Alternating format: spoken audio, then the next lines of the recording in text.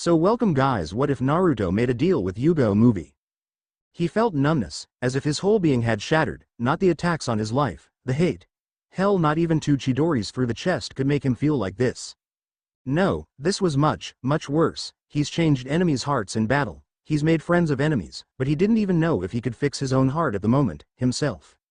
It was ironic, the one who always tried to comfort everyone, now needed comfort, but no one was there, not a single friend had visited him in the hospital. The girl he's always loved, the one he's consistently put ahead of himself, her values over his, had just shattered his heart, his world. Over a traitor. Flashback, no wonder your parents left you. Who would want to have an annoying child like you? I don't want to see you anymore. Sakura yelled out, making Naruto flinch. Sakurai tried to breathe. Naruto was cut off by a hard slap across his face. This shocked him. Sakura had never slapped him. Sure, she would punch him across a clearing, but a slap? Nope, never. Don't you dare say anything. You didn't try to bring back Sasuke-kun. You were just jealous about how strong he was and you're weak. You'll always be weak compared to him. Sakura shouted while walking out of the room and slamming the door shut. I tried. Naruto whispers more to himself while looking down at his bandaged arms, fighting down a stream of tears. Flashback end with Naruto as he walked through the village, not paying attention to his destination or surroundings. The young blonde bumped into someone. I am sorry for bumping into you, Naruto immediately said, knowing the person would make a scene about this and try to get him arrested or banished for assaulting them.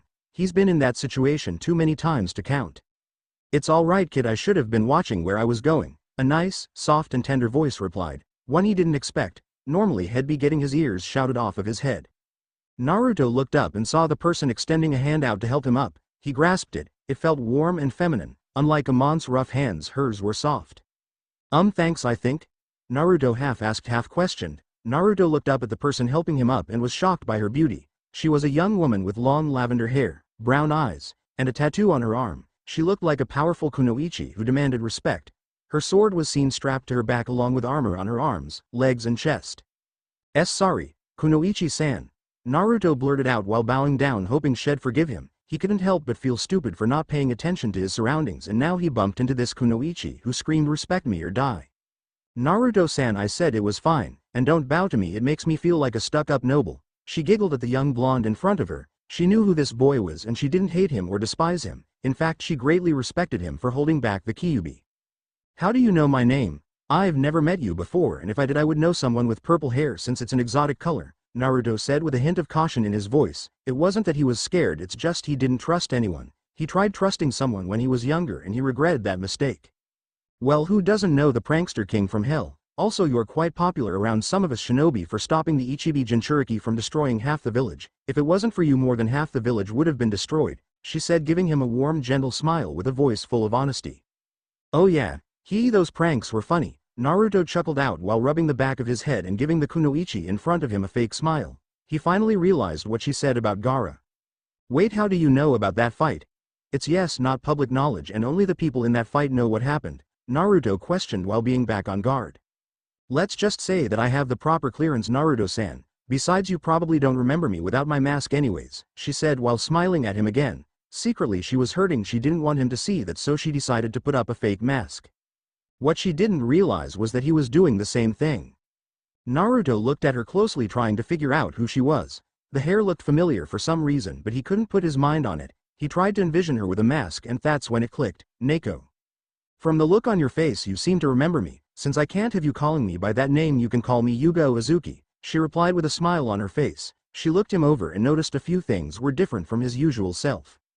For one, he wasn't wearing that god-awful orange jumpsuit that screamed, "Here I am, come kill me." She noticed he was wearing a black shirt with black Anbu-style pants and black steel-toed combat boots. His hite-8 wrapped around his neck, but the one thing that stood out the most was a green chunin vest.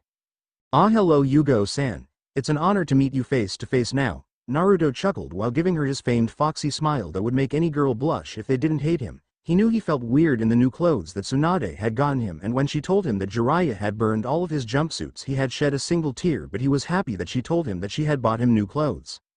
So how does it feel to be a newly minted chunin, Naruto-san? She asked him, knowing that he deserved his promotion. He had basically saved the village from a rampaging Biju, and if that didn't get him promoted, then she wouldn't know what would. Sensei, you would have been proud of him, Yugao thought to herself with a smile on her face.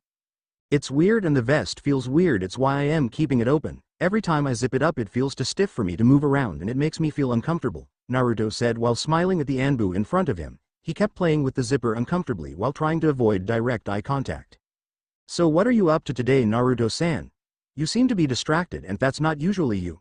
She questioned him, trying to figure out what was wrong with the young blonde in front of her. She knew he wore a mask to hide the loneliness and hurt from everyone. On more than one occasion she heard the young blonde cry himself to sleep when he was young, and it pained her to see that.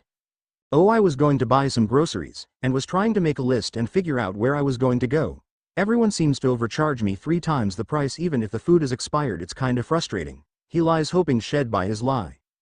Well, we can't have that now, can we, Naruto-san? How about this? I'll make you a deal. I take you grocery shopping and make sure that you get everything 50% off, but you have to take up Kenjutsu, she told him while looking at his shocked face. Someone wanted to help him. He couldn't believe it. He was shocked. Speechless. Hell, she said that she'd get everything 50% off and all he had to do was take up Kenjutsu. This deal was too good to pass up. No idiot would pass this deal up. You have a deal, Yugao-san, but may I ask how will you get my grocery list half off? He asked curiously while following her to the grocery store.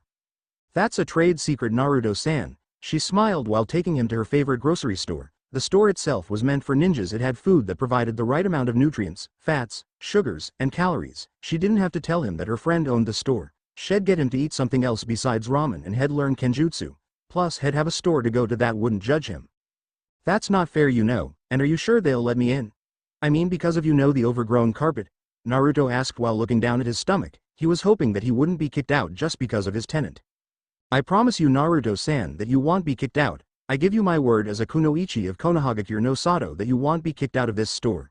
Yugao replied with a confident voice, making him smile. Here we are, Yugao said. It had taken them about 15 minutes to arrive at the store, and the one thing that was common was only shinobi and kunoichi were either entering the store or leaving the store. The chakra builder, Naruto said out loud while looking at the store. He had seen this store before but didn't know what it was, so he never bothered to go in. Alright, now let's get you some groceries, my young blonde companion. We need to get you big and strong, she teased out, making Naruto pout in embarrassment for being treated like a child. The two walked into the grocery store and Yugao handed Naruto a basket and followed behind the purple-haired kunoichi, while she grabbed him some healthier food options like vegetables, meat, fruits, grains, dairy products, and she even made him get a couple of different cookbooks, saying that learning how to cook your own meals will help you save money in the long run.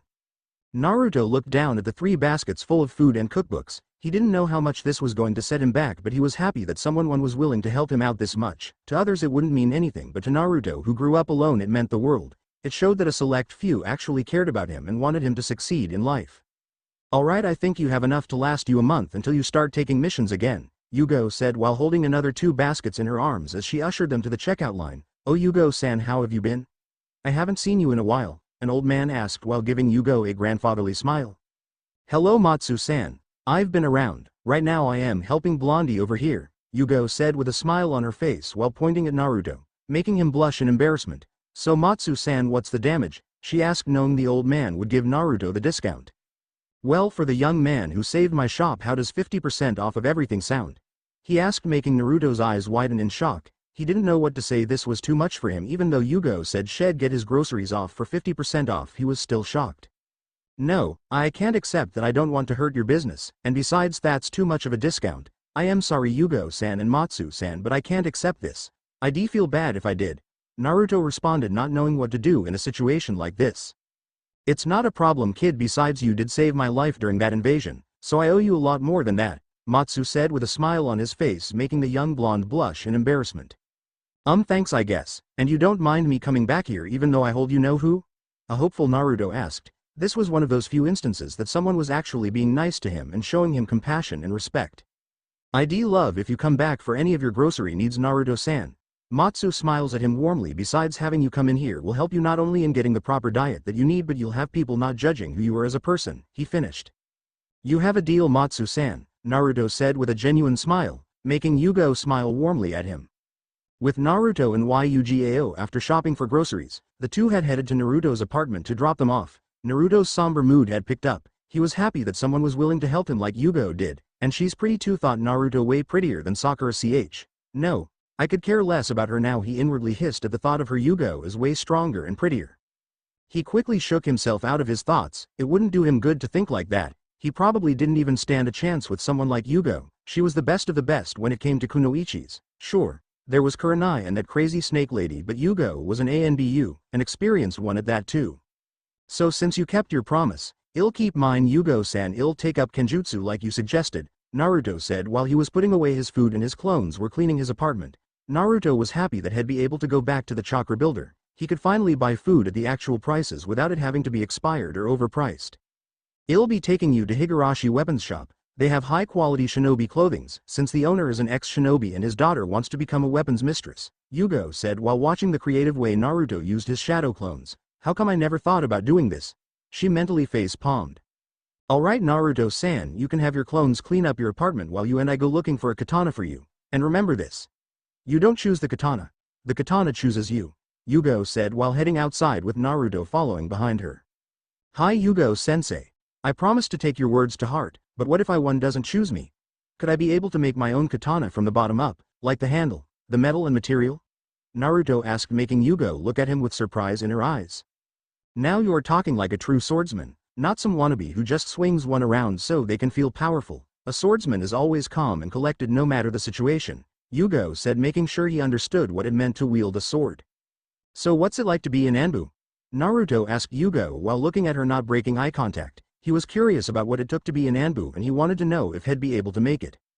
Higurashi Weapon Shop. Remember what I told you, Anbu is considered the elite of the elite. I am not going to discourage you to join Anbu. I will let you know this. Anbu is always looking for new people to join in the ranks, and we're here now. Let's go and find you a katana and maybe some new supplies, Yugao said while smiling at her young companion.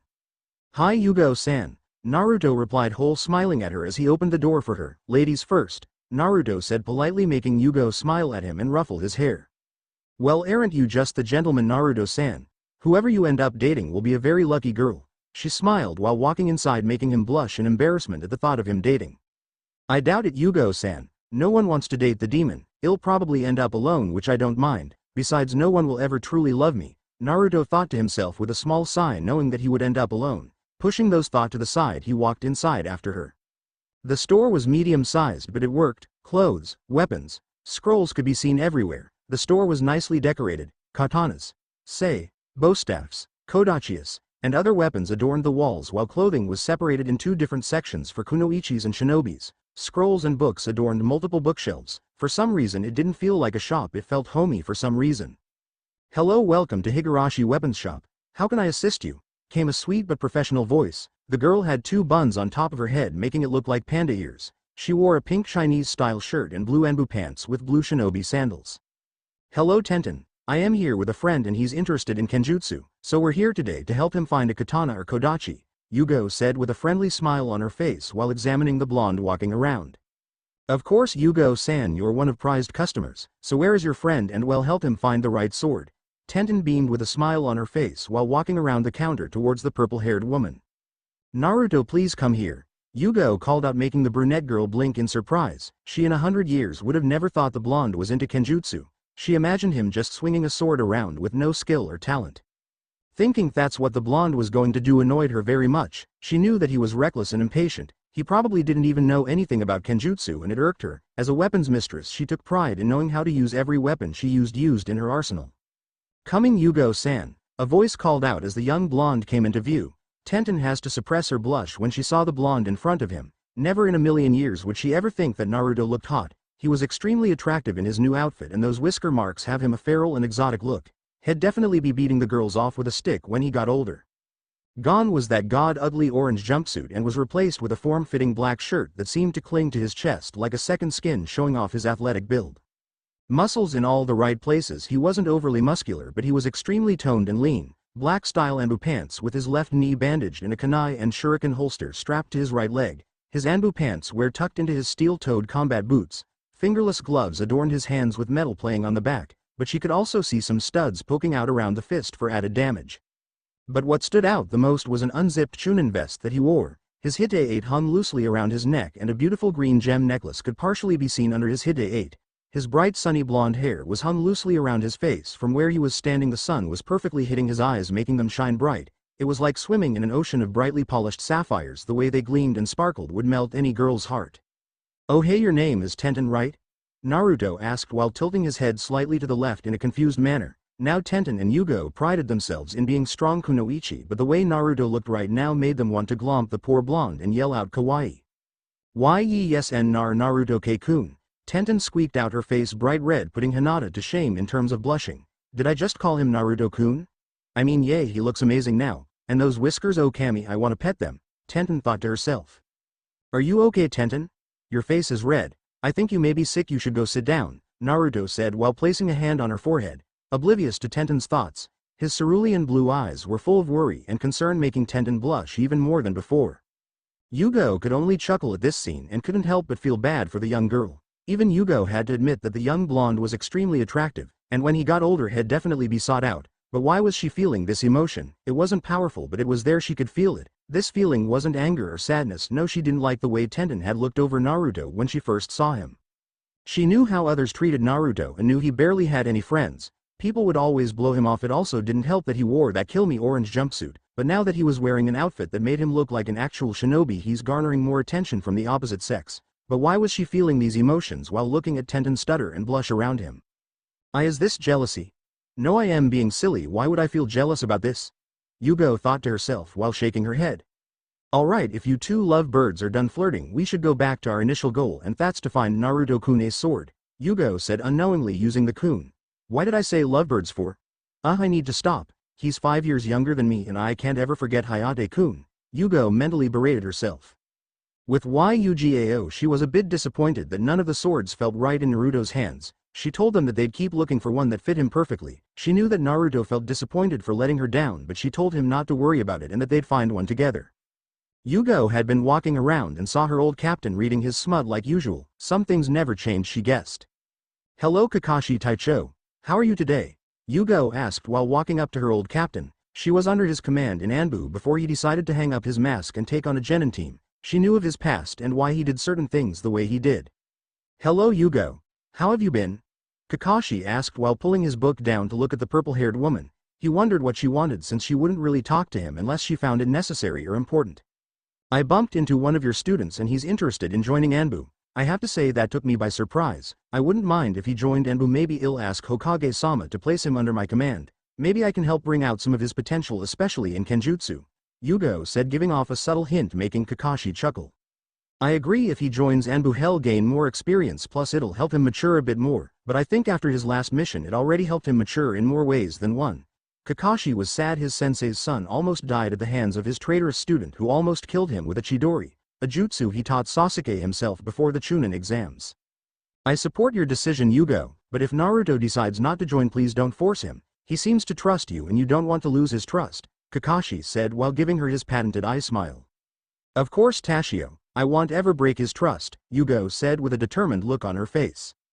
With Ten Ka-chan, it's not funny. I mean, this is Naruto, you know, loud-mouthed, ramen eating, Hokage spewing, kinda cute, gorgeous smile. Tenten stopped and looked at her mom who had a smug look on her face. Oh please keep going, this is getting very good. I mean, I want to hear more of this Naruto who has you all flustered. Not even your teammate Neji never had you like this, Kira said with a smug look on her face, making her daughter groan out in annoyance. I am going to bed, Tenten shouted, making her mother laugh. Sure, she thought Naruto looked extremely attractive when he got rid of all that orange. His smile was so radiant and warm it made you feel safe and secure. His blonde hair was so wild and untamed, but yet it looked soft fluffy. But the thing that got her the most were his eyes. Those bright blue eyes that looked like you were swimming in an ocean full of brightly polished sapphires, and the way the sun hit his eyes wasn't fair, they just shone so brightly that it made her heart skip a beat. She wasn't able to get those eyes out of her mind, the way you could get lost in them and feel like you were swimming. Oh Kami, what am I thinking? Tenten mentally shouted while blushing like crazy. She did not like Naruto and that was final, or maybe she did. With Naruto you seem distracted, Naruto-kun. Is something wrong? A soothing voice asked while looking at the young blonde she views as a little brother. Ayame Nichan, why are girls weird? I mean, today I was hanging out with someone who actually helped me buy groceries and some cookbooks. Then we went to a weapons shop, where that girl Tenten was blushing. I told her she might be been sick but she kept denying it, Naruto stated while playing with his ramen. Ayame couldn't help but giggle at her little brother's density when it came to girls. She had to admit his new outfit definitely made her ogle him for a second. He looked serious and the black enhanced his deep blue ocean eyes and his bright golden locks. What was she doing when you were talking to her? Ayame asked her little brother. As much as she loved him, she had to tease him since he didn't know this Tenten girl found him attractive. Well, Yugao-san was talking to her while I was looking for a katana, then she called me over and Tenten's face started going red. I mean, if she was sick she should have gone home and slept to get better. Oh Naruto-kun. This girl found you attractive, but I can't tell you this I am going to tease you merciless now, Ayame thought to herself. I don't know Naruto-kun, maybe it's like you said, she probably wasn't feeling good, Ayame said while giving him a warm smile. Maybe I should make her some soup tomorrow so she can feel better, wouldn't want her to get sick, especially if it'll affect her on a mission. Naruto muttered to himself, making Ayame agree with him. I'll see you later, Ne-chan, Naruto said while placing his money down and walking back to his apartment. A few minutes passed and Naruto made it home. After a quick shower and changing into a pair of boxers he laid in bed. A lot had happened today, with Sakura yelling at him, with his meeting with Yugao and how she helped him feel happy after a shitty day. His meeting with Tenten still threw him off. He had one last thought on his mind. Neko-chan, with Yugao. Yugao was laying in bed, thinking about her day. It was a good change, she thought. For the past month she had done nothing all day but wandering around the village, thinking about how she could have saved Hayate. When she heard the news a month ago, she broke down. First her parents had died when she was younger, and now Hayate, he was the only person she had left, and now he was gone. She had her life planned out with him. She would have become an Anbu commander and he would become an elite Junin. They would have kids and live happily ever after. At least that's what she thought would have happened. Now she was lonely. She smiled though when she thought about the blonde enigma known as Naruto Uzumaki. From earlier, it's as if Kami sent him her way. He had certainly improved her mood today. They had gone shopping and she enjoyed it. Of course she was a fearsome Anbu captain, but she was still a young woman and liked doing things girls do. Like shopping, for example. Even though it was shopping for a blade, it surprised though how Naruto could turn someone's day upside down for the better. She might be one of the ice queens of Konoha, but somehow Naruto had warmed up her cold heart. Hanging out with him reminded her of Kushina. When she was younger, Kushina would often babysit her sometimes and they would practice kenjutsu together. Kushina's loud and happy-go-lucky personality had passed on to Naruto and she was glad it did. She was downtrodden when she heard that Kushina died during the Kyuubi attack. She quickly put down those depressive thoughts to rest. She was already mourning her boyfriend's loss and she should add to it. Although she still didn't know why she felt angry when Tenten was ogling Naruto earlier, it kind of felt like when girls would try to ask out Hayate, except on a lesser level. I can't be thinking like that about Naruto, right? She then imagined him a little bit older and taller, and felt her face heat up. Yup, she was starting to develop something for Naruto. She didn't know what it was, but it made her stomach flutter a bit. She had only one thing on her mind as she let the darkness of sleep overtake her. Naruto-kun. Naruto has woken up around 5 in the morning and decided to go and train. He had grabbed the wooden katana that Yugao had given him so he could practice kenjutsu. A few hours passed while he was training as he wiped some sweat off of his face with his left arm. It looks like it's around 9:40. Maybe I should go and take a shower and make some food. Plus I have to make Tenten some soup since she was sick yesterday. I'll ask Ba-chan for a few missions too. I need to gain more experience. Naruto thought to himself. He needed to get stronger and learn more jutsus. The Rasengan and Shadow Clones were nice jutsus, but he needed to learn more.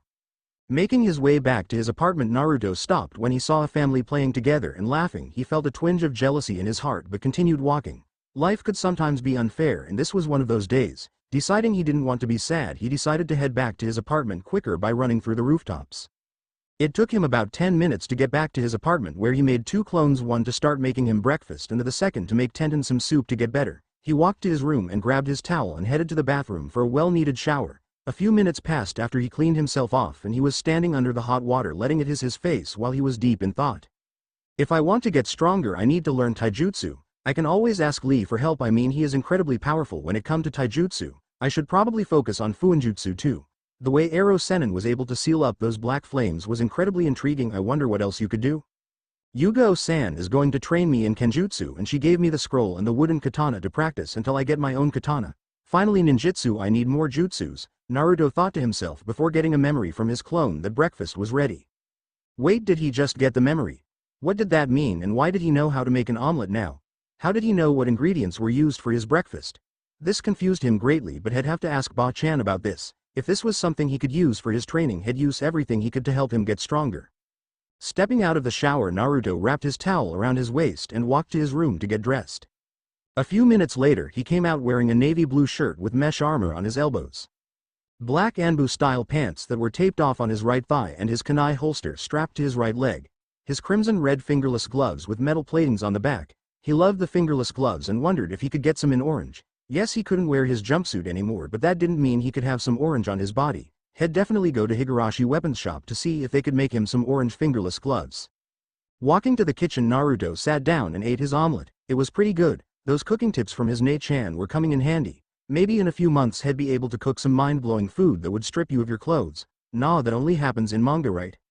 How's the soup for Tenten coming along? Naruto asked his clone, who grunted. Why do I have to make it? It's not fair, and plus it's not like we know her. She didn't visit us while we were in the hospital. I mean, none of our friends came to visit us, the clone said using air quotes when he said friends. I know, but we can't let a fellow member of the Leaf get sick. It could be the downfall for a mission if she's sick, Naruto said, making the clone nod in agreement. Alright, fine. Here, taste it. I decided to go with chicken noodle soup since it's supposed to be good for the soul, the clone said while trying to figure out what's missing in the soup while giving the real one a taste. Let's chop up some astragalus and mix it in the soup. Let it sit in there while occasionally stirring it. Astragalus is said to help promotes healthy resistance from occasional physical and emotional stressors, and it also supports healthy immune functions. Astragalus also has been used to support the liver and deep immune system at the cellular level, plus it helps support the body's adrenals by allowing the body to naturally adapt to daily stress, Naruto said, making his clone looks at him like he grew a second head, making him look embarrassed. Wow, boss, didn't expect you to know so much about medical herbs or anything else of that matter. I mean, it's cool that you know it, but how do you know what astragalus does? The clone asked while finding the herb and breaking it up before adding it to the soup.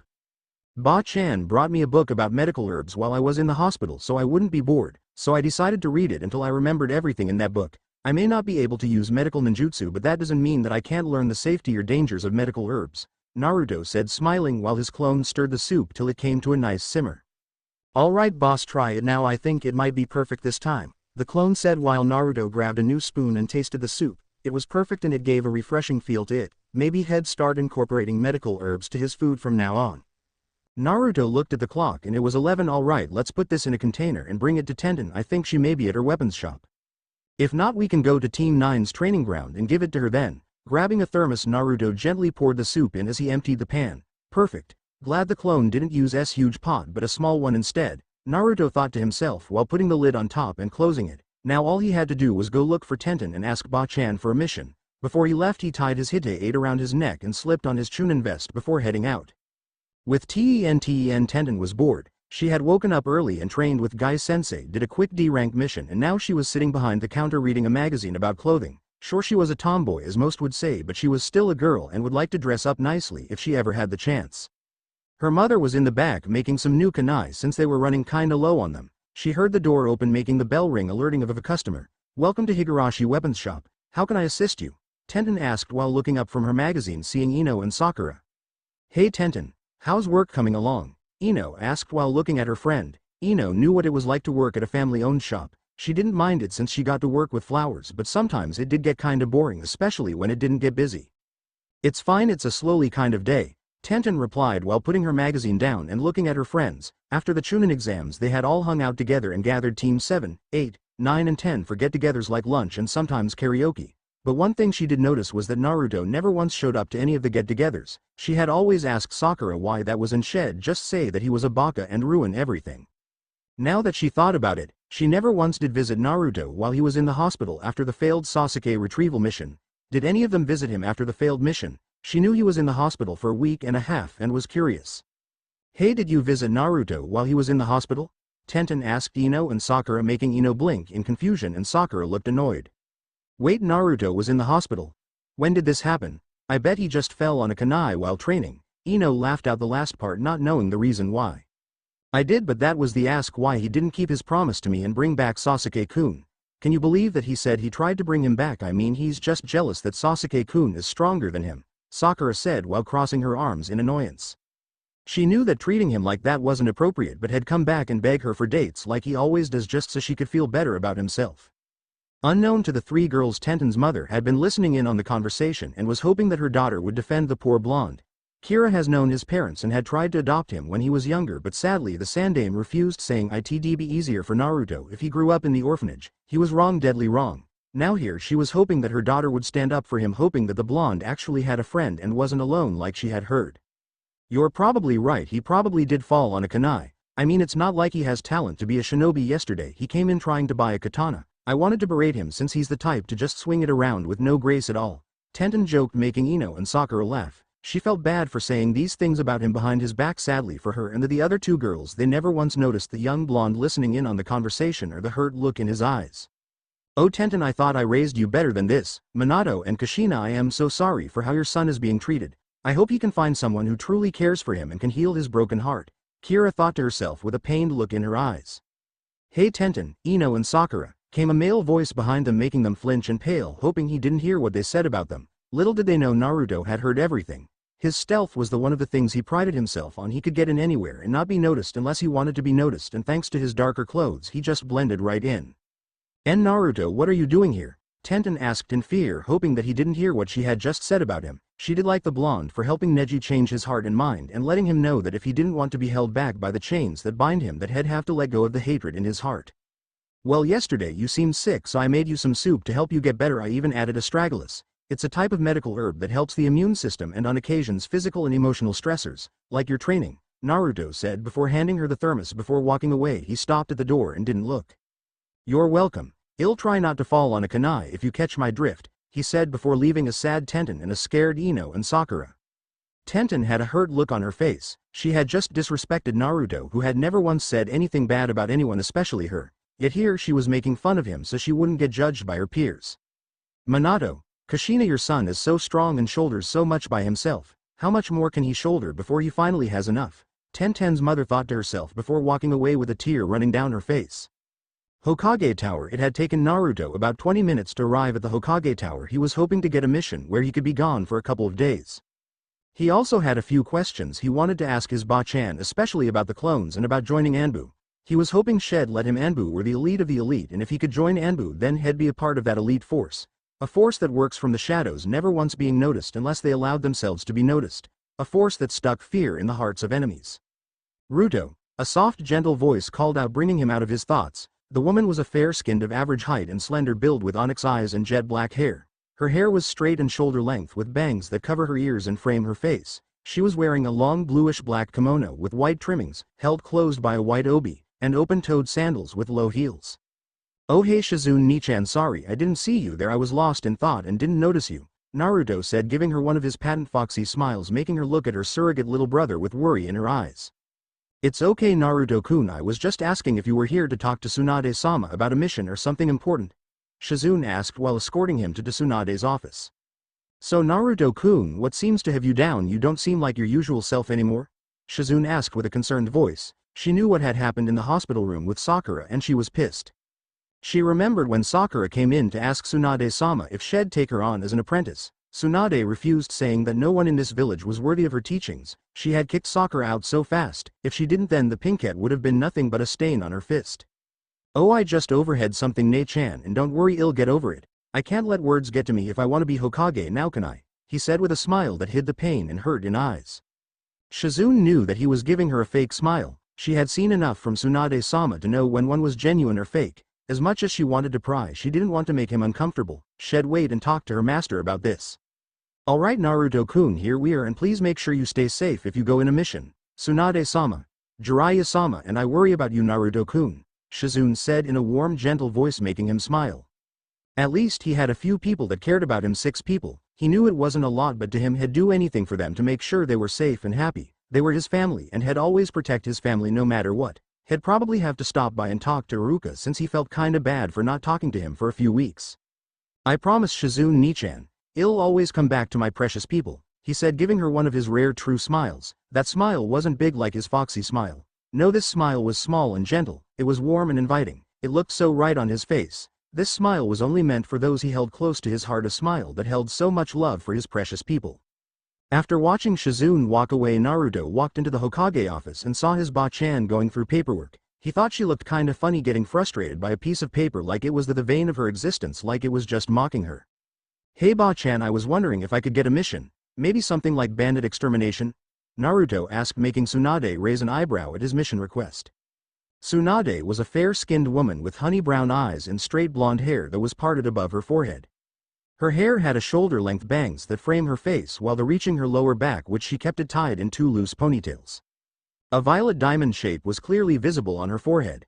Tsunade often wore grass-green haori with the kanji for gamble on the back. Inside a red circle which was on the back of her chair, she wore a gray, kimono-style blouse with no sleeves, held closed by a broad, dark bluish-gray obi that matches her pants. Her blouse is closed quite low, revealing her sizable amount of cleavage. She wore a pair of open-toed, strappy black sandals with high heels, her red nail polish on both her fingernails and toenails, and uses a soft pink lipstick. I think I have one like that, brat, but can I ask why you want this kind of mission?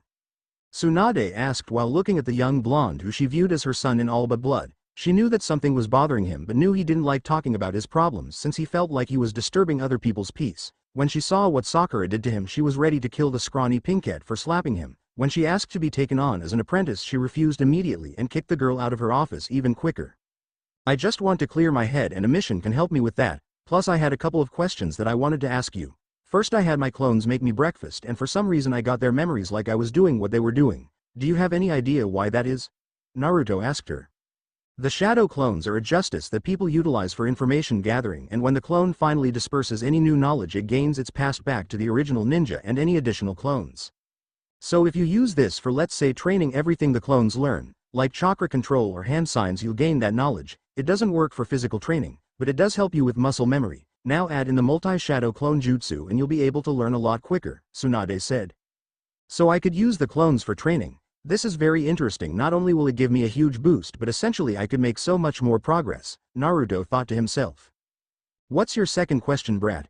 Tsunade asked, probably already knowing what he was going to ask her. Yugao and Kakashi both came to her yesterday and talked to her about Naruto joining Anbu. She thought they were crazy when she first told them, but after hearing them out she figured it'd be a perfect fit for him. I was wondering if you'd let me join Anbu? I know they're considered the elite of the elite. I want to get stronger, and if it means joining Anbu to push myself to get stronger, even if it means that they break me down and build me up, I will do whatever it takes to become an elite shinobi, Naruto declared with fire burning in his eyes. The pure determination that he was producing made Tsunade smile. Even the Anbu hidden in the room were smirking at the blonde's determination, and couldn't help but get fired up. After their shift they were going to train hard to make sure they stayed at their peak fighting condition. They couldn't be shown up by a newly minted Chunin even if they did like the blonde and kept them on their toes. I don't see why not, brat. You probably have more reasons, but for this one time I'll grant you permission to join Anbu.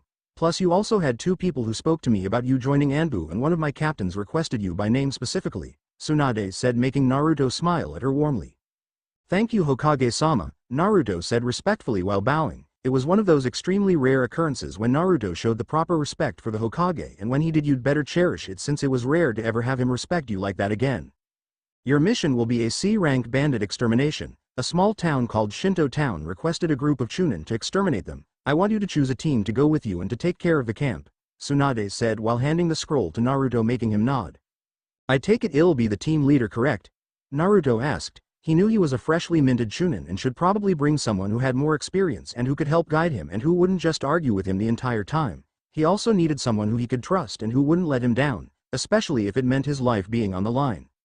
Yes, you were, and I expect you to show everyone why you were promoted to Chunin. Remember, be level-headed and stay calm. It won't look good if you just rush into anything. One more thing, brat. On this mission you will end up having your first kill, and when you come back, come straight to me so you can talk to someone. It won't do you any good to just bottle up your emotions, Tsunade said while looking at him with worried-filled eyes.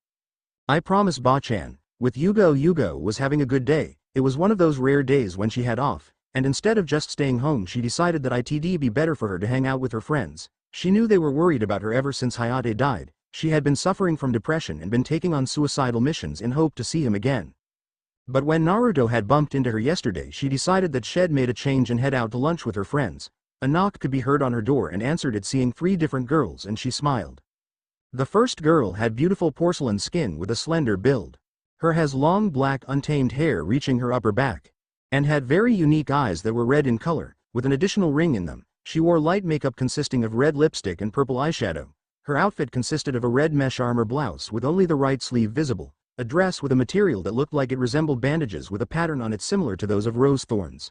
Her hands and upper thighs are also wrapped in bandages, and she wore her hite-8 around her forehead and regular shinobi sandals. The second was a fairly tall woman who has a nice slender frame. Her light brown, pupil-less eyes were cute, and her hair was a beautiful shade of violet that was styled in a short, spiky, fanned ponytail that resembled a pineapple. She wore a fitted mesh bodysuit that covered her from her neck down to her thighs. Over her bodysuit she wore a tan overcoat with a purple inseam and a pocket on each side, with a dark orange mini skirt, and a dark blue belt, with pale gray shin guards. In addition to the typical style she wore her hite, she also wears a small pendant that looks like a snake fang and a wristwatch. The last girl had long brown hair which she wore in a ponytail with 2 locks of hair framing her face over her large black eyes. She also wore a light shade of lipstick and had the traditional fang-like tattoos of the Inuzuka clan on both of her cheeks, in addition to a tattoo on her upper right arm that resembles a flower. She was wearing a brace on her left wrist, with bracelets on her right hand as well as bandages. She wore a green Chunin flak jacket which didn't have any chest pockets and the front of her jacket unzipped, exposing some of her cleavage. She also wore a pair of form-fitting shorts cut just above the knee, bandages just below her tattoo and wrist warmers. She had a noticeably softer appearance than the other members of her family, not having slit-like eyes, or wild, shaggy hair. These 3 girls were her best friends Kurenai Yuhi, Anko Midarashi and Hana Inuzuka. She and Hana were in the academy together and had graduated early along with Hayate. Later on the 2 girls met Kurenai and Anko and found out they had a lot of stuff in common, from their hatred for perverts to loving trips to hot springs and on occasions having a girls' night where they'd watch movies and just be girls. "So you finally decided to come out and play," Anko said with a smirk on her face while looking at her friend. Anko had been happy when she met Yugao and Hana. They didn't care that she was Orochimaru's ex-apprentice, they liked her for her. She had been saddened when Yugao had cut them off from her life after Hayate's death. When they heard about it they had immediately rushed to her side hoping to be there for their friend. Sadly, Yugao had been deep in depression and wouldn't answer her door for anybody. "I am sorry for worrying you 3. It's just I didn't want to deal with anyone and feel like they were going to pity me. I know I should have reached out and to you 3, but I was scared that you'd see me in such a weak state that you'd feel pity," Yugao told them honestly. The one thing she hated the most was pity. She was an Anbu captain and she earned that rank through hard work. No one would ever pity her. "We'd never pity you, and you know that, Baka. Besides, Anko-chan was close to kicking your door down and dragging you out." Hana giggled while Anko pouted. As Yugao smiles at her friends, she was happy that she had friends like them. They were rare to find. "I am glad you're doing better, Yugao-chan. And you should know by now that none of us would have given you any pity. We care too much for you to ever think for such things," Kurenai said while smiling warmly at her friend. What Kurenai had said was true. The 4 of them never once pitied each other. They always made sure that the other was happy. When going went rough, they'd go out and about making sure that you never once felt alone or depressed. "Now let go get some dango," Anko shouted as she wrapped her snakes around the 3 unexpected women and ran off laughing like a madman. Anko loved dango. To Anko, dango was like ramen is to Naruto. Never insult her dango in her presence or you'd find yourself in the belly of a snake. A few minutes later and 3 dizzy women were now sitting at a dango bar with a smirking Anko who was rubbing the back of her head in embarrassment. "I said sorry, I was just hungry and I thought we were taking forever and my dango was calling my name. It's not like I use poisonous snakes." Anko pouted childishly, making the other 3 girls giggle. A few minutes passed and their food had arrived. They had talked about random stuff from clothing to genjutsu. Hell, they even talked about past dates. They would have continued but stopped when they saw a mop of bright blonde hair walking towards them. "Finally found you, crazy snake lady," Naruto said while looking at her like he needed something important. "What do you want, Gaki? As you can see, Mama is enjoying her delicious dango. Now scram before I shove a kunai up your ass." Anko huffed out in annoyance from being interrupted from her precious dango. Yay, I have a question for you. I am going on a C rank mission and I need to bring 2 more people with me and was wondering if you'd want to tag along. You'll be able to play with blood all you want," Naruto said, hoping she'd agree with to go with him. Who's leading the mission, Gaki?" Anko asked. She didn't hate the blonde. In fact, she found him to be quite fun to be around when they crossed paths. If Naruto has changed his hair color to violet and gotten rid of his whiskers, he and Anko could have passed off as siblings easily. I am. It's my first time leading a missions and I wanted someone with experience and who I could trust. I know I am a newly minted Chunin, but I was hoping with your guidance that you'd be able to give me pointers and show me how to properly conduct missions," Naruto said in a professional tone, shocking both Kurenai and Hana. Kurenai had looked at Naruto and noticed his lack of orange and noticed that he looked a bit more mature. The old Naruto wouldn't have admitted that he needed help, but this new Naruto shocked her. "Throw in some dango and you have yourself a deal," Anko said with a smirk on her face, knowing she'd be getting some free dango from the blonde whiskered boy. "How about instead I offer to make you dango and you help me on this mission?" Naruto countered back. He knew all about Anko's addiction to dango and had rather not be broke from buying her that much dango. Fine brat, you have a deal, and just know this: if I think your plan is stupid I am calling you out on it, got it?" Anko said while glaring at him before feeling Yugao kick her leg under the table, making her stop glaring at him. "I wouldn't have it any other way, Anko-san, and I apologize for ruining your lunch, Kurenai-san, Inuzuka-san and Yugao-san," Naruto said while leaving, but not before telling Anko they'll be leaving in an hour and a half. "He's changed a lot. Kurenai said while looking at the retreating form of one Uzumaki Naruto. She remembered seeing him alone in his hospital room when she went to go visit her student Kiba after the failed retrieval mission. When she saw Shizune, she asked if any of his friends had visited Naruto, and much to her shock Shizune told her none of them came to visit him besides her. Tsunade and Jiraiya, Ayame, Tucci and Iruka. Gaara came to visit him before he had to return to Suna. Yay, he has, he even helped me come out of my depression. Just spending a day with him makes you feel happy and warm. I just wish more people could see that. It's sad that his so-called friends never came to visit him while he was in the hospital. They had time to visit everyone else but purposely avoided him, Yugao said while giving out a sad sigh. She felt bad and she knew that her sensei and her husband were probably turning around in their graves. When she had asked him about his friends, she saw the confused look on his face. She was shocked when he only talked about 7 people and only one of them was his age but from a different village. With the Rookie 11 could be currently found in a barbecue restaurant talking about what they've been up to in their young lives. This was a regular occurrence. Of course, the ones to get everybody together were the girls. The ones talking the most being Ino and Sakura. The 2 chatterboxes of the group, always seeking attention and approval of others. Sitting off to the side, the guys were talking about missions they've been on in their short shinobi careers. Especially Kiba. The boy loved to talk, and then the enemy shinobi jumped in front of me. They just tuned him out like always, except for Lee. Kiba is what you call a man who is all bark, no bite. He could talk the talk, but he couldn't walk the walk. That is most youthful. We should spar sometime, Kiba-san, shouted Rock Lee, causing the people around him to wince. They wondered how the guy could be so loud and not lose his voice. Did he have vocal cords made of steel? Sure Lee, said Kiba looking away, rubbing the back of his head, completely betraying his thoughts. There was no way he would want to spar with Lee. Nope. He saw how skilled Lee was during the second round of the Chunin exams, and there was no way he wanted to spar with the guy, especially after seeing how he could transform, becoming stronger, faster, and more vicious. Troublesome, muttered Shikamaru. By the way, where's Naruto? I haven't seen him in a while, he asked the group, causing everyone to drop what they were talking about with the boy's name being mentioned. Why do you care about the dead? Last is, had probably ruined this get-together anyways. I mean, he was always the weakest out of all of us, Kiba boasted, whole puffing out his chest. Sure you are Kiba, that's why you're considered yourself strongest genin. Shikamaru, I need you for a mission. You weren't really my first option, but I guess you'll have to do. I would have preferred Azumo or Ketsu, but I can't have one without the other, and I already chose Anko to be a part of this mission. Naruto said, slightly annoyed that he'd have to use Shikamaru for this mission. Troublesome. Do I really have to go? Shikamaru groaned out in annoyance. He really wanted to relax and not deal with any missions today. He just wanted to sleep and watch the clouds.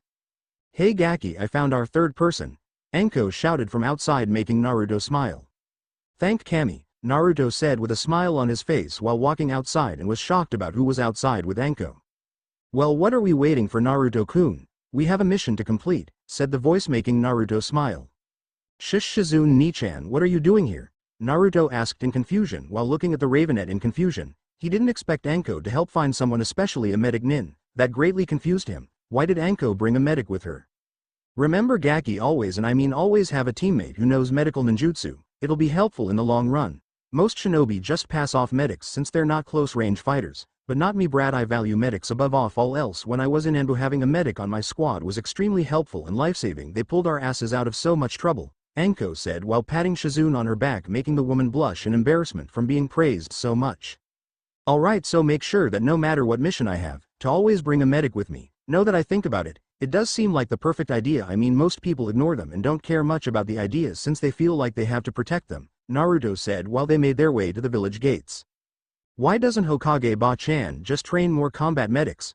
I mean, it'll help us in the long run, making sure that all of us come back safe and not having to resort to other villages' hospitals, Naruto asked as he pulled out the scroll and signed out for his mission with Anko and Shizune. She tried getting them during the Second War, but she was shot down. You could always talk to her about it, Naruto-kun. I am sure if you bring up valid points and give a good argument, she'd be more than happy to comply, Shizune replied while looking at her little brother figure. She was still shocked that Anko had literally kidnapped her for this mission. What kind of person throws another person into a sack and says we're going on a mission? Shizune had decided it'd be nice to help Naruto on his first mission as leader. She'd be able to heal him and help guide him. He'd be more comfortable leading missions on his own. I'll definitely talk to her about this. Now the town we're headed to is called Gazi Town. They don't have any shinobi, but they do have a police force, but the mayor says that some of the police force have been paid off by the bandits to turn a blind eye so they can smuggle women and children for trade. What I was thinking was I'd make a few clones and have them henge into vulnerable tourists so they can capture the bandits' attention, Naruto said while he and his two teammates were hopping through the trees. The town was a 2-day travel, enough to make a plan and backup plans. How do you plan on doing that, Gaki?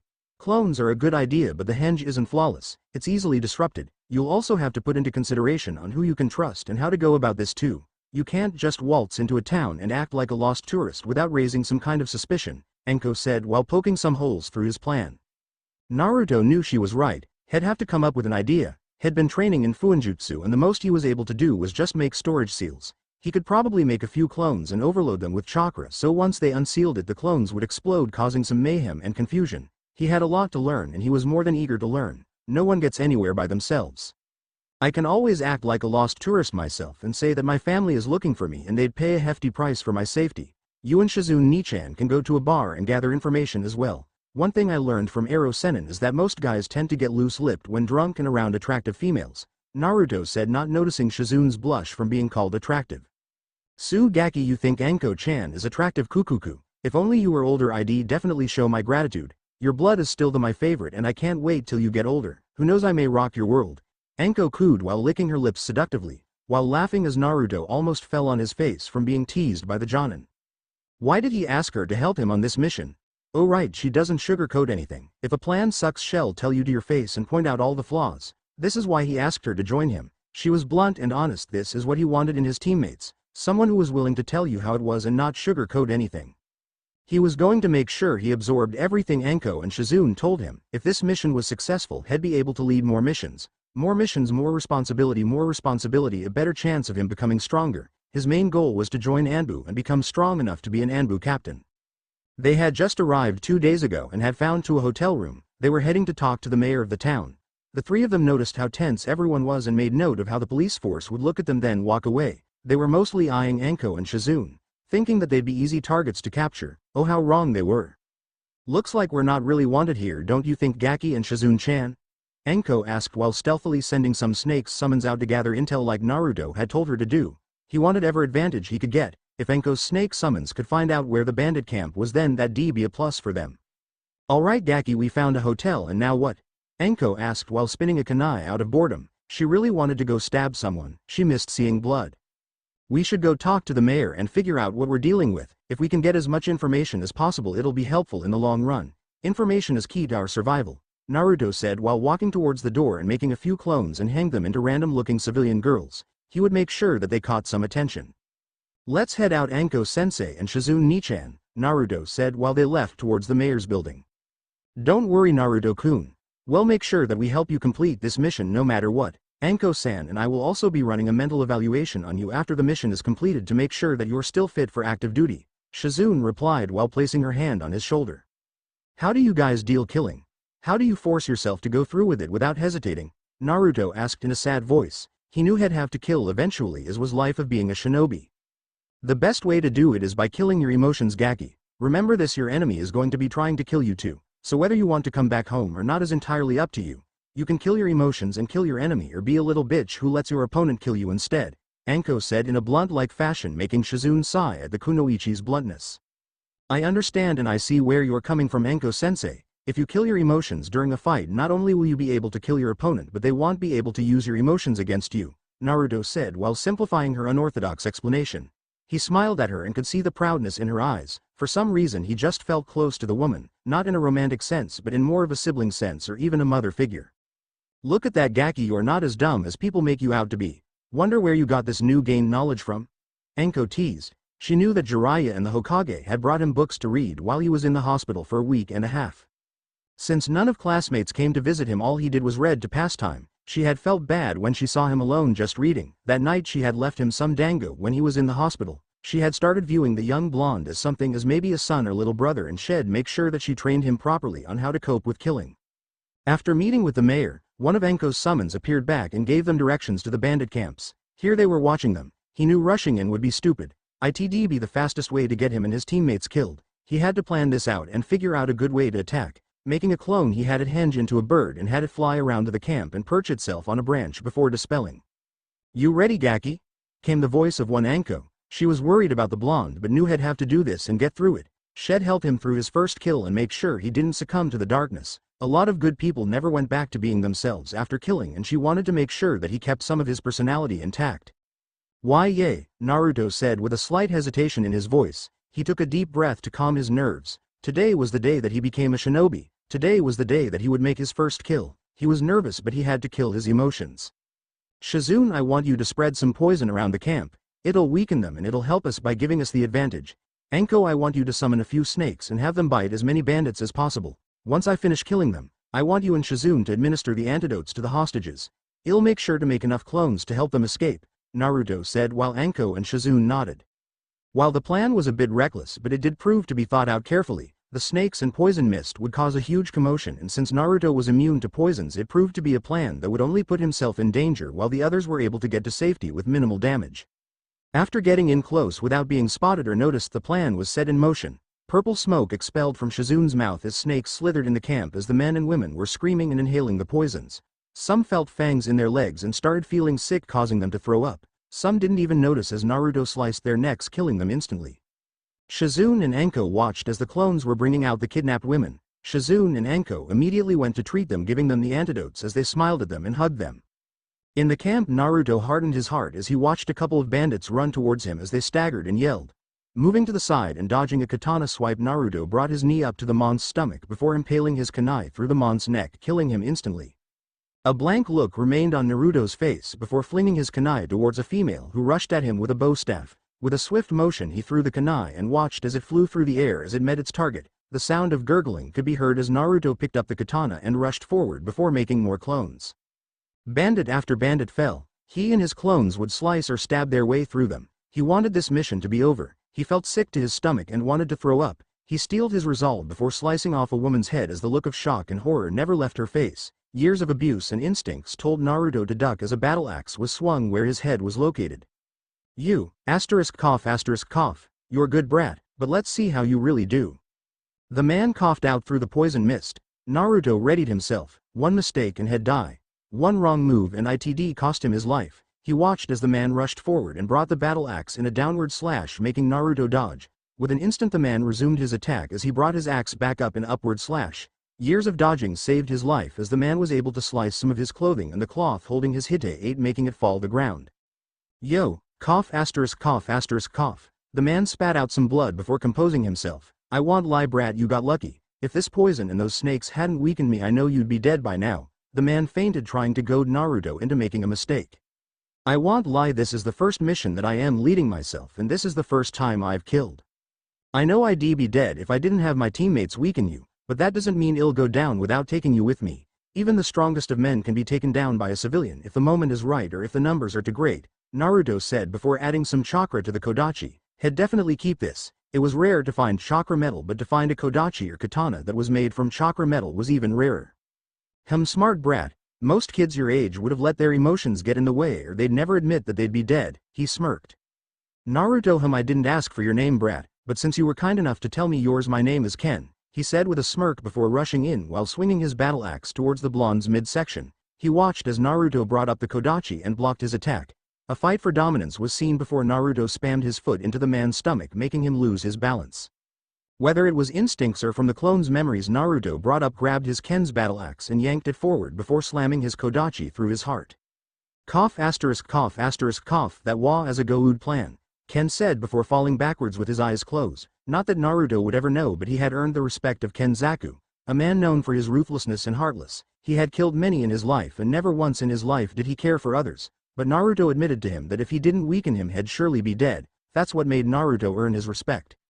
A week had passed since completing the mission and Yugao was standing outside Naruto's door. She knew that he was depressed and couldn't sleep, constantly waking up from nightmares. She felt bad for the blonde but knew that being out with friends would help him, so here she was, picking up Naruto to hang out with her and a few of her friends. Naruto, open this door before I kick it down and drag you out by your ear, Yugao shouted before she heard shuffling and some curses. From the sounds of it, Naruto must be tripped. A few seconds later, a sleep-deprived Naruto answered the door.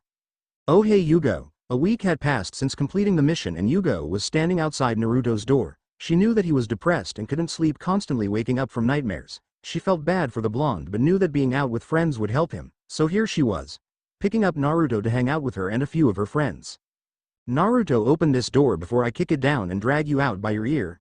Yugao shouted before she heard shuffling and some curses. From the sounds of it, Naruto must be tripped. A few seconds later, a sleep-deprived Naruto answered the door. Oh hey Yugao. She looked over him and noticed the bags under his eyes and knew he hadn't been sleeping. From what Anko and Shizune told her, he had decided it'd be best if he killed the bandits while they healed the hostages from the poison mist that Shizune produced. His disheveled hair most likely caused from turning in his sleep. She was worrying about him. He wasn't talking to anyone about his kills, most likely because he felt like he'd be ruining their day if he went to them for advice. Naruto, get dressed. You're going to spend the day with me. I don't want to hear you complaining about not wanting to waste my time. I have a mission in 3 hours, and in those 3 hours you are going to talk to me about what's bothering you, Yugao said with a stern voice, leaving no room for arguments. Naruto let out a sigh as he slowly nodded. He knew Yugao was going to let this drop until he talked to her. He really wanted to say he didn't have to listen to her since she wasn't her sensei or mother, but he knew that would lead nowhere and only cause more problems.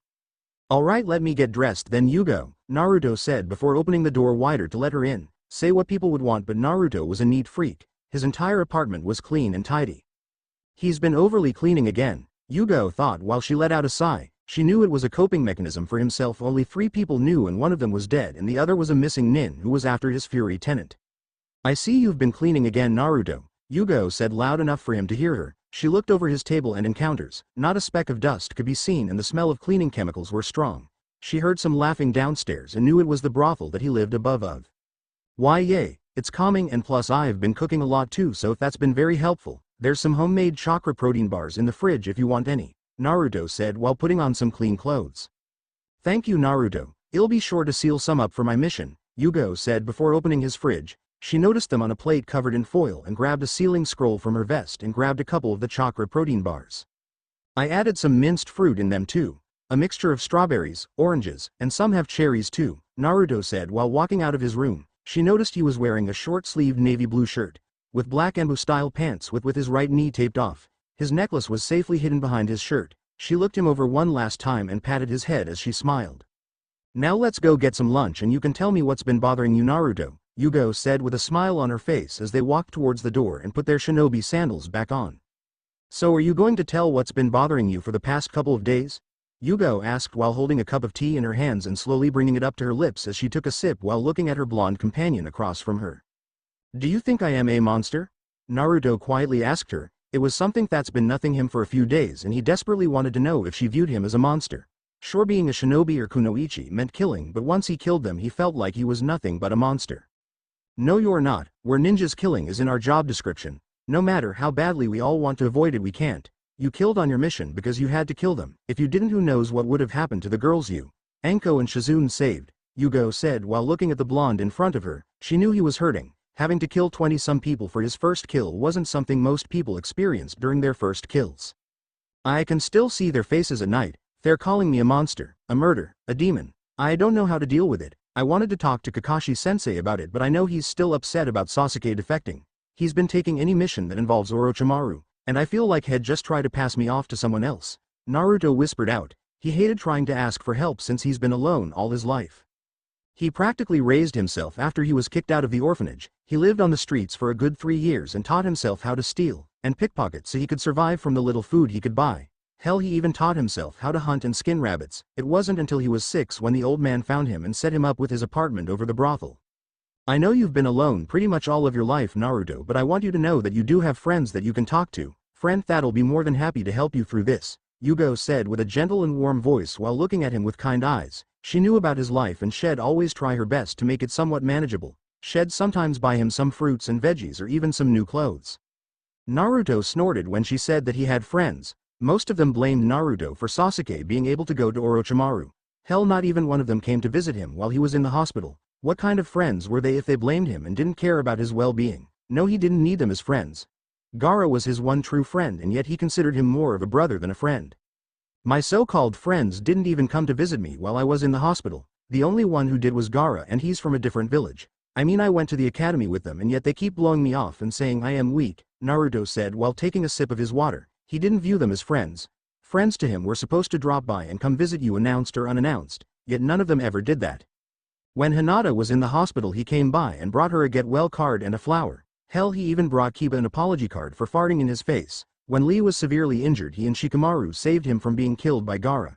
Yet none of them came to visit him besides Gaara, and even he brought him some sushi and some books and scrolls on chakra control and wind ninjutsu and taijutsu. Yugao let out a sigh and knew what Naruto was saying was true. She could also see a hint of anger in his eyes and knew she needed to stop it before it got out of hand. Naruto, have you ever decided to go and talk to them first? I mean, sometimes all they need is a little push, and you'll become good friends with them. Besides, being angry about this isn't a good thing. You should be angry, it's not you. Yugao finished, hoping he'd take her words into consideration. Why the hell not?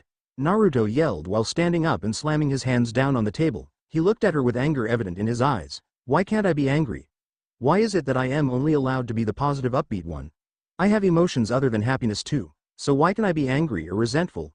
Naruto whispered out while he slowly sat back down on his seat and looked at the ground.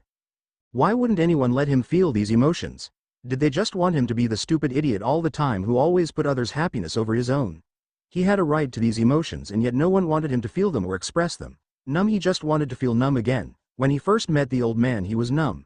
Hell, when he was found to had a dislocated shoulder and blood running down his forehead, but somehow he didn't feel the pain anymore. He was numb and he liked it. I should be going. Pervy Sage wanted to talk to me about something, and you have a mission, Naruto said with a detached voice while putting some money down and walked away. Why was everyone trying to make him out to be their ray of sunshine? Why could he have some light in his darkness? Where was his sunshine?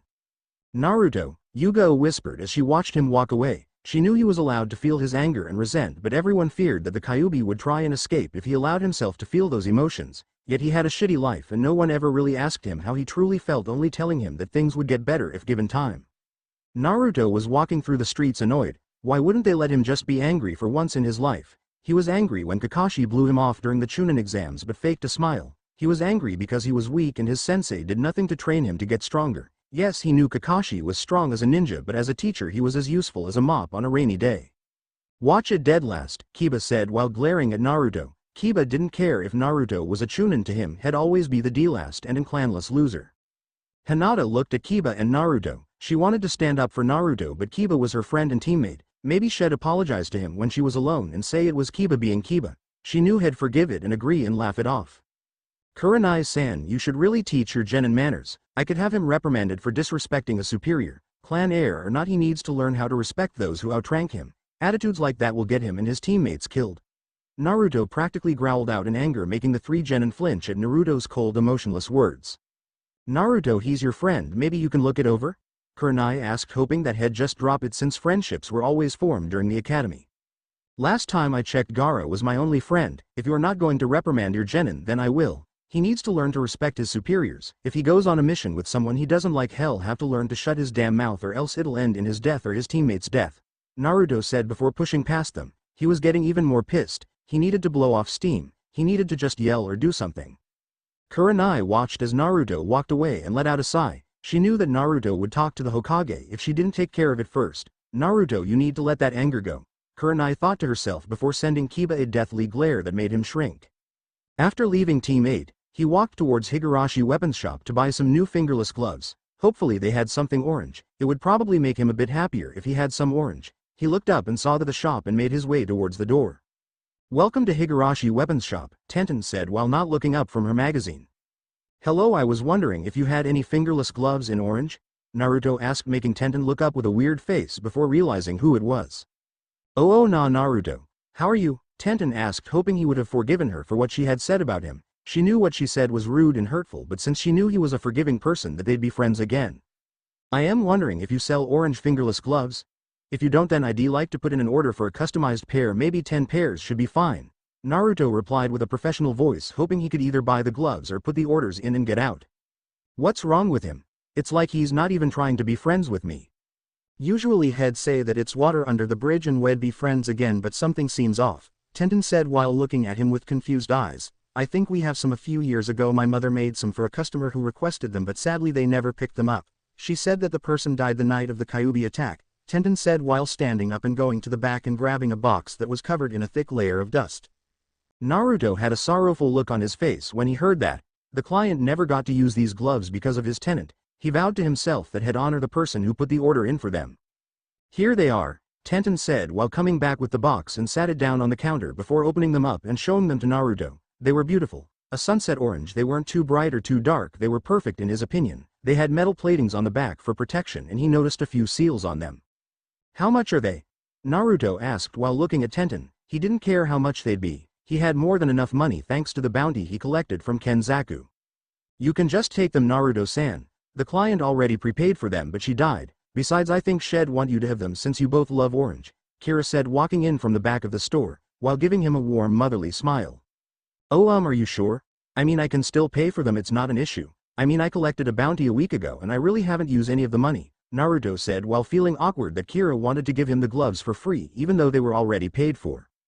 Trust me Naruto, I know for a face that she would want you to have these gloves. She loved orange just like you do and she'd know you'd put them to good use. So please take them, honor her wish and in her words make these gloves the most badass gloves ever, Kira said while handing Naruto the box full of gloves.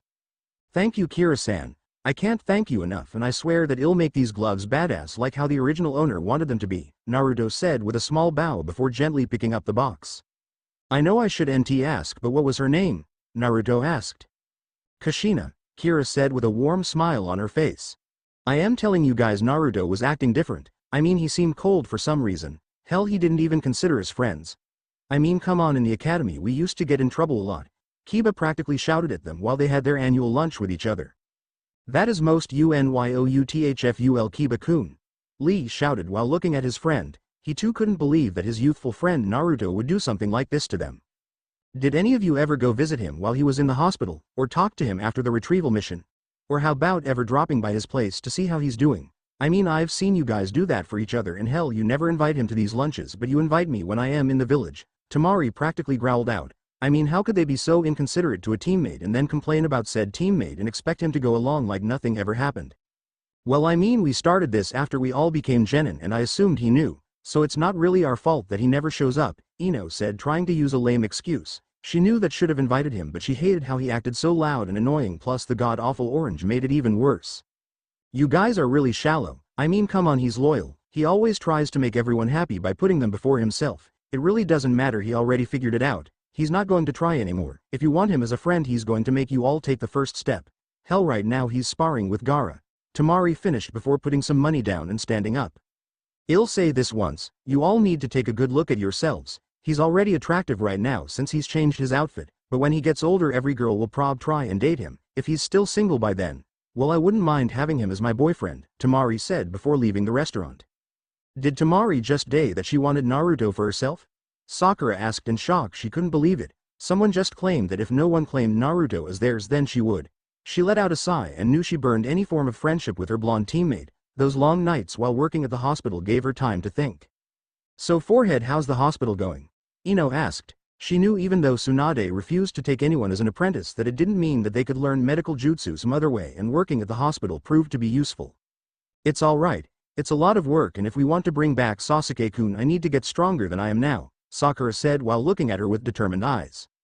Aonyo Kiba-kun, maybe you should go and apologize to Naruto-kun for being rude. Every one of them stopped and looked at the shy Hyuga with shock in their eyes. Not once did they ever think the shy Hyuga would say something like this to her teammate. Are you serious, Hinata-chan? I mean he should apologize to me for being rude.